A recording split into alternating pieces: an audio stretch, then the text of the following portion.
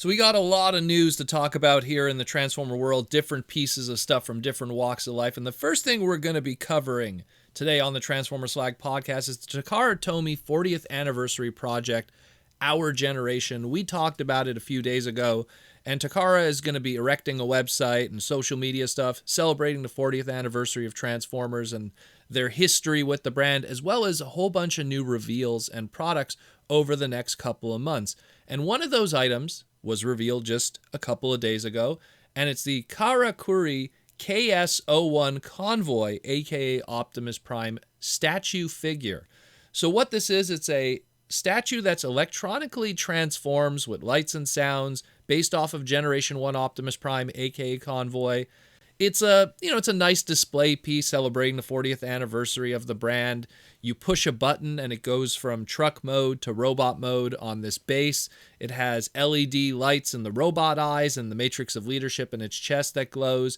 And it says phrases from the show. Of course, because it's a Convoy product from Japan, it's voiced by the original Japanese G1 Convoy Japanese voice actor, Tesho Genda. So it's not going to be Peter Cullen.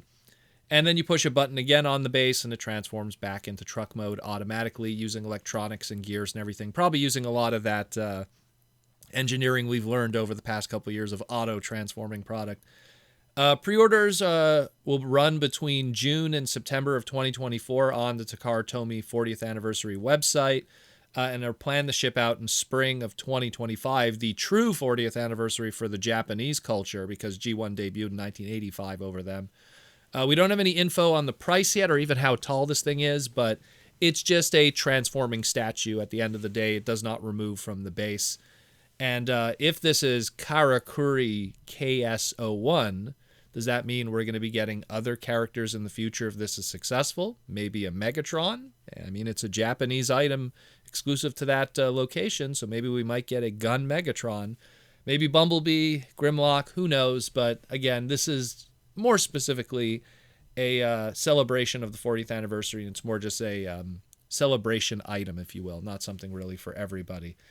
Next thing we're going to cover is we talked about these back in December of last year, and it was Todd McFarlane where he did a closed viewing of his licensed Page Punchers line, which was going to have Transformers as well as G.I. Joe and other brands. And today we finally get our first look at the very first wave of the Transformer ones, as well as the G.I. Joe ones too. So what is Page Punchers for people that are not familiar with it? Todd McFarlane wanted to bring back, comic book reading to kids as well as getting them into toys and everything at a young age. And he wanted to create a good platform to do that would be affordable and everything, where, you get some comics, you get some toys, it's all in a cheap little package, and thus Page Punchers was born. He started with it a couple of years ago with the DC stuff, but then he opened it up to some of his other IPs, and he even started doing stuff for more of the adult collectors in a 6-inch scale, and clearly it's found success for it to keep going. And now we're getting our Transformer ones here, and we get our first look at them. So essentially what you get is you get 2 comic books, both of them reprints of former IDW comic books. You get 2 non-transformable 3-inch Transformer figures with 6 points of articulation, so 2 on the arm, 2 on the legs, the head, and the waist, and a comic/figure display stand. So it has a little stand, you could put the 2 figures, and then you could put a comic book on there to show it off together. A nice little thing for kids. Priced at $16.99. So 2 comics, 2 figurines, not too terrible in all honesty. So the first set that we got here is the Optimus Prime and Megatron set. Both of them have designs from the figures that are very inspired by their IDW design. So if you're a fan of that continuity, that's pretty cool. Especially the Megatron is very, Optimus, it's very G1, but the Megatron is very IDW looking. The comics included are the IDW Optimus Prime #1, which was the Keizama cover that came out in late 2016. A pretty good choice for a comic because it covers Optimus's past as Orion Pack, so that's a good book for if someone was picking it up and they were just reading it for the first time outside of the context of everything else. That kind of is not too bad, because a lot of these books kind of plunk down right in the middle of like that 2015, 2017 era of IDW, which was kind of the end of that era in a lot of ways. The second comic book is the Lost Light Transformers comic book number 6 with the Jack Lawrence cover. That one came out in June of 2017. And while it features Megatron on the cover, it's not exactly a Megatron-leaning story. So I guess they more just picked this one because, well, it's a Megatron cover and it matches that of the toy that's included. But it really isn't too much of a Megatron story. So I guess they just picked it for the cover at the end of the day. The second set that we have is the Bumblebee Wheeljack 2-pack. Again, both of them detailed to lean more to their IDW designs. And the comics included are the Transformers Bumblebee number 1, part of that miniseries of Bumblebee books that came out in December of 2009. And it uses the Guido Guidi cover with colors by Josh Burcham. And this is a good story for Bumblebee because it talks about how, the Autobots wanted to vote him as the leader of the Autobots, and he's slowly regretting it and everything like that. So that's a good Bumblebee-centric book to go with the figure. Funny thing about it is that cover features Hot Rod on the cover, but he's actually not in that book at all. That's just the Hot Rod fan of me going, I don't know about that. But the second book included is Transformers Robots in Disguise number 7. That's the Andrew Griffith cover with colors by Josh Perez. And this is a great book for Wheeljack because unlike the Megatron book that has Megatron on the cover and not really too much focus of him in the story, this has Wheeljack on the cover, and he also, is featured very much so in the story and everything. And also, again, it matches the toy that was included with it here, which is the IDW design. It's a Wheeljack story involving time travel. I don't want to spoil too much, but it even has Metal Hawk in it, so that's a nice touch too. So that's pretty cool. Again, pre-orders for these are on Amazon right now, and failing that, if you want, Hasbro Pulse also has these on pre-order.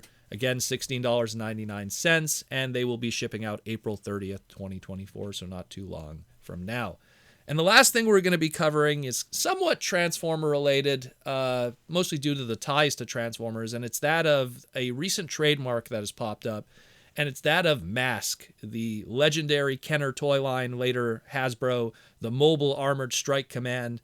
And there's a trademark that has been filed for it through the U.S. Patent and Trademark Office under the Entertainment Services under Animation for a future M.A.S.K cartoon series.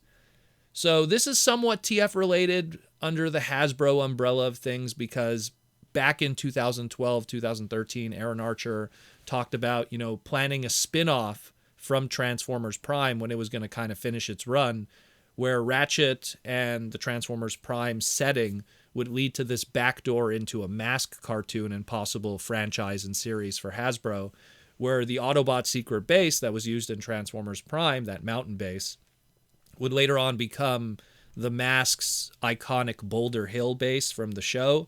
And the Autobots, while they have left Earth and everything at the end of Transformers Prime, they would leave Ratchet behind to be the lone Autobot to work with M.A.S.K. And the M.A.S.K team would be born out of the use of the transformation cog being used with Earth vehicles to have these half-transforming vehicles and stuff that could be used with the M.A.S.K team. This whole idea that never really came to fruition ultimately in the end. And, Hasbro has been trying to bring back the M.A.S.K IP in some shape or form to no success, unfortunately. Comic here, or this and that. The odd G.I. Joe figure. But, none of it really came to be. And, unfortunately, that was that. So now we have a trademark here that's showing they clearly have something planned. Right now, from a cartoon standpoint, we don't know if there's going to be action figures, but, again, it's Hasbro, it's a toy company. It's pretty much a given. So while we never really got Aaron Archer's original plan, we might be going into the step of the right direction of something happening. And again, if you could tie it into Transformers and keep all those IPs under one umbrella, you could really build something in a larger way. So pretty cool stuff. Just wanted to bring that up because that might affect our Transformer world in the future at some point. But yeah, that's it more or less.